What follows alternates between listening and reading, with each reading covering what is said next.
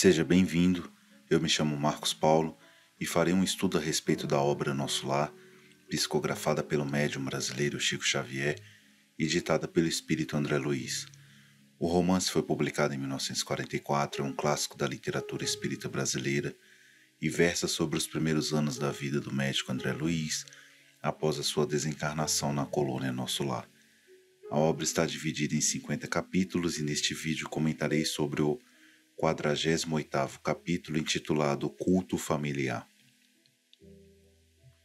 Neste capítulo, André informa que provavelmente o quadro não é novo aos espíritas, entretanto para ele era inédito e interessante. À distância de 4 metros aproximadamente havia um grande globo cristalino da altura de 2 metros presumíveis, envolvido na parte inferior em longa série de fios que se ligavam a pequeno aparelho idêntico aos nossos alto-falantes. Diante da pergunta de André, Nicolas, que era um servidor, o esclareceu. Estamos prontos. Contudo, aguardamos a ordem da comunicação. Nosso irmão Ricardo está na fase da infância terrestre e não lhe será difícil desprender-se dos elos físicos mais fortes por alguns instantes. André acha estranho a possibilidade do Sr. Ricardo ir até eles e Nicolas continua a esclarecer. Nem todos os encarnados se agrilhoam ao solo da terra, como os pombos correio que vivem, por vezes, longo tempo de serviço entre 2 regiões, espíritos há que vivem por lá entre 2 mundos. André, então, questiona o motivo do globo cristalino que ele descreve no início, e Nicolas o esclarece. É preciso lembrar que a nossa emotividade emite forças suscetíveis de perturbar. Aquela pequena câmara cristalina é constituída de material isolante. Nossas energias mentais não poderão atravessá-la. André Luiz, em outra obra, esclarece que o pensamento é, sem dúvida, força criadora de nossa própria alma e, por isso mesmo, é a continuação de nós mesmos. Através dele, ou seja, do pensamento, atuamos no meio em que vivemos e agimos, estabelecendo o padrão de nossa influência no bem ou no mal.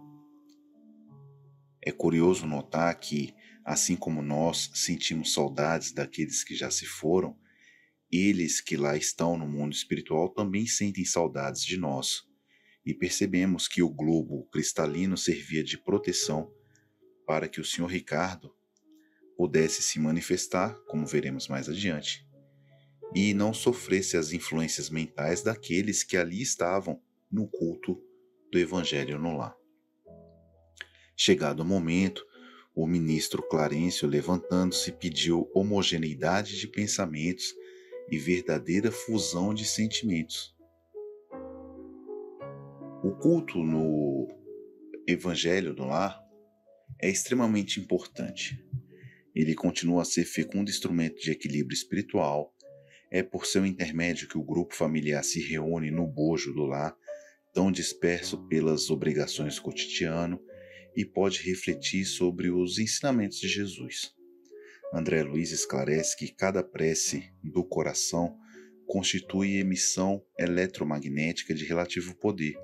Por isso mesmo, o culto familiar do Evangelho não é tão só um curso de iluminação interior, mas também um processo avançado de defesa exterior pelas claridades espirituais que acendem em torno. O homem que ora traz consigo inalienável couraça.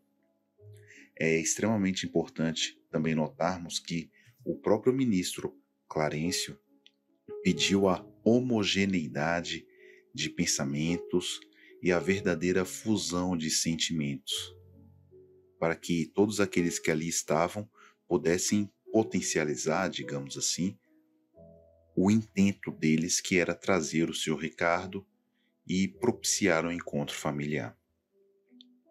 Após as preces e a música suave entoada por Lísias e as irmãs, André notou que o globo se cobria interiormente de substância leitoso acidentada, apresentando logo em seguida a figura simpática de um homem na idade madura.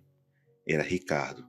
Impossível, segundo André, descrever a sagrada emoção da família, dirigindo-lhe amorosas saudações.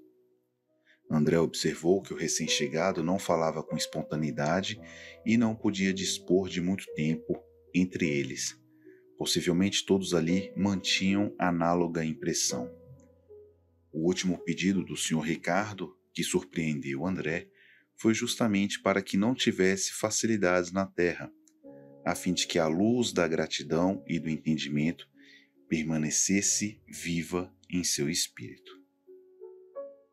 Embora o Sr. Ricardo estivesse num corpo jovem, ele se apresentava como o Sr. Ricardo para os seus familiares.